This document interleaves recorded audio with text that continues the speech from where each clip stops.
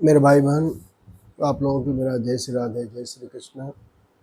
आज श्रीमद् भागवत पुराण के महात्म के चतुर्थ भाग में हम आपके सामने प्रस्तुत हुए हैं और आगे की कथा हम आपके सामने बताएंगे।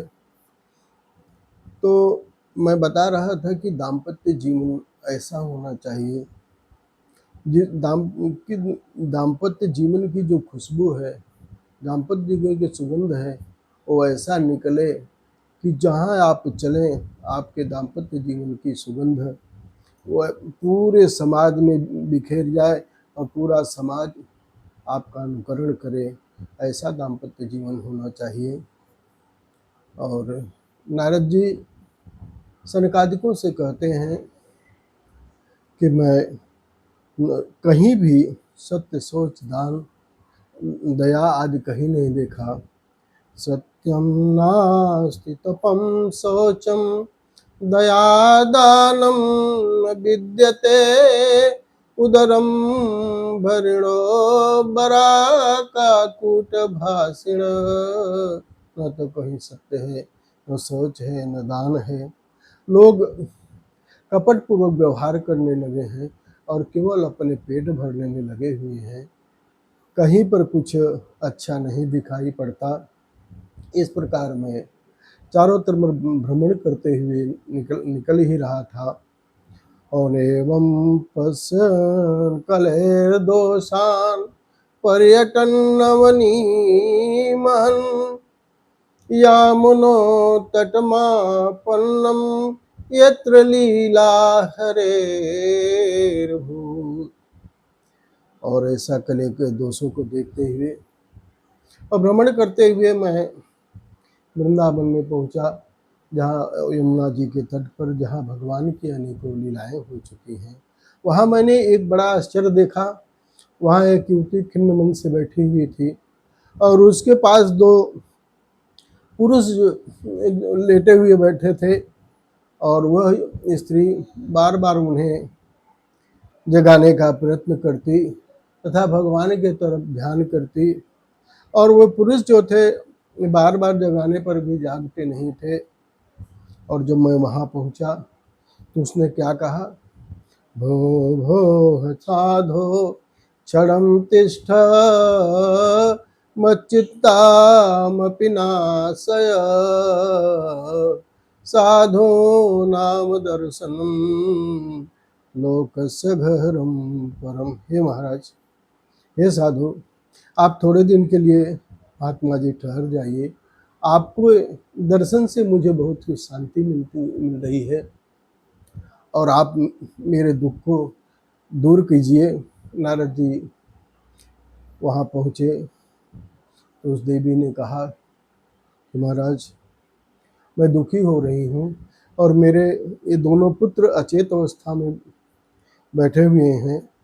नारद जी ने पूछा कि देवी तुम कौन हो, ये तुम्हारे कौन होते हैं, और ये जो देवियाँ तुम्हें पंखा जड़े तुम्हारी सेवा कर रही हैं, ये कौन है। तब उस देवी ने कहा, अहम भक्तिरिति ख्याता इमौ मे तनयौ मतौ ज्ञान वैराग्य नामानो कालयोगेन जर्जरः। ये मेरे पुत्र दोनों हैं, एक का नाम ज्ञान और एक का नाम वैराग्य है। ये काल की परिवर्तन के कारण ये दोनों जर्जर हो गए हैं और इनकी निद्रा नहीं खुलती, ये बूढ़े हो गए हैं। और आप इनके जो है दुख को दूर करने का कोई उपाय कीजिए।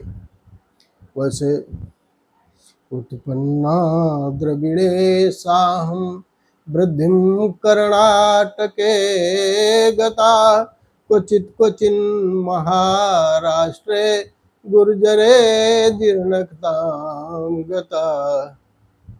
मैं द्रविड़ देश में पैदा हुए, उत्पन्न द्रविड़म सा वृद्धिम कर्नाटके गता, और कर्नाटक में पली बढ़ी। क्वचित क्वचित महाराष्ट्र में कुछ कुछ सम्मान पाई, लेकिन जब मैं गुजरात में गई तो वहाँ बूढ़ी हो गई। और जब मैं वृंदावन आई तो मैं पूरा मेरा स्वरूप वापस हो गया। और मैं चिंतित इस बात के लिए हूँ कि मेरे ये दोनों पुत्र ज्ञान और वैराग्य, ये दोनों यहाँ पड़े हुए हैं। होना तो यह चाहिए कि माता वृद्ध हो और उसके पुत्र युवान हो, लेकिन मेरे साथ उल्टा हुआ। मैं तो युवती हूँ और मेरे ये दोनों पुत्र वृद्धावस्था को प्राप्त हुए हैं।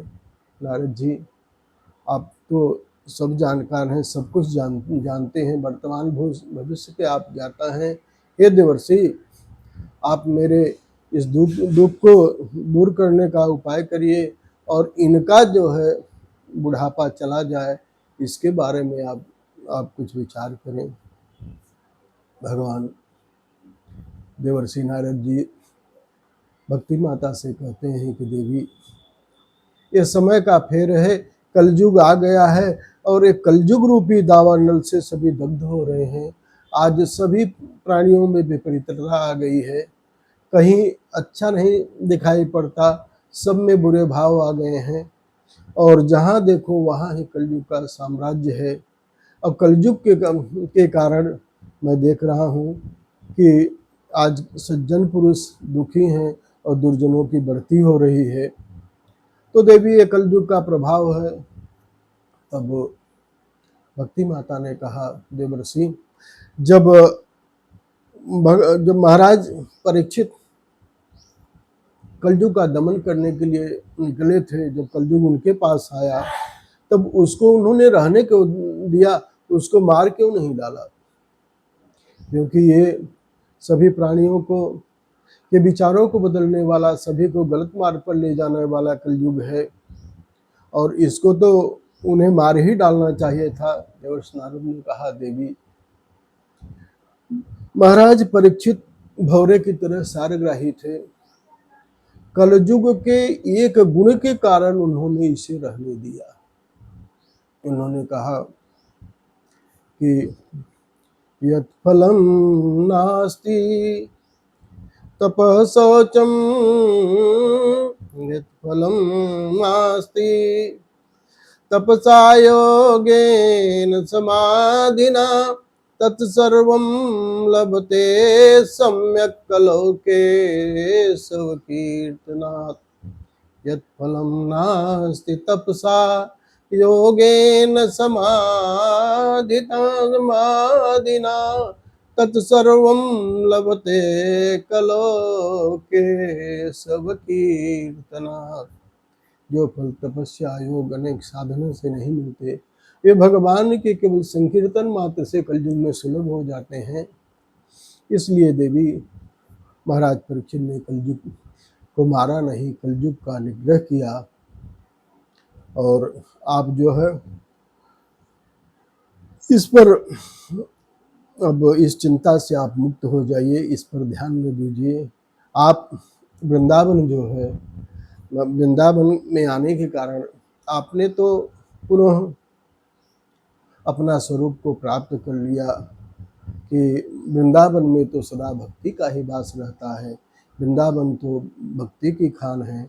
और आपके ये दोनों पुत्र ज्ञान और वैराग्य हैं, इनका कोई यहाँ ग्राहक नहीं है। वृंदावन में तो आप जहाँ भी जाइए, वहाँ के रिक्शे वाले भी कभी नहीं करते कि आप हट जाइए, इधर हो जाइए, उधर हो जाइए। वे लोग भी कहते हैं राधे राधे राधे। तो ये वृंदावन का ऐसा प्रभाव ही है जिसके कारण आप जो है यहाँ आकर के निवृत्ति हो गई। लेकिन ये जो है आपके पुत्र जो है ज्ञान और वैराग्य दोनों अभी अचेत अवस्था में पड़े हैं। इनके जगाने का उपाय, इनको स्वस्थ करने का उपाय मैं आपको ज़रूर बताऊंगा।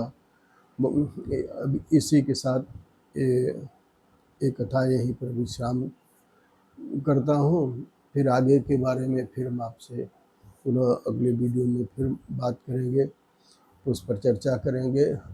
तब तक के लिए जय श्री कृष्ण, जय श्री राधे। अगर आप लोग इस वीडियो को लाइक और सब्सक्राइब न किए हों तो अवश्य करें।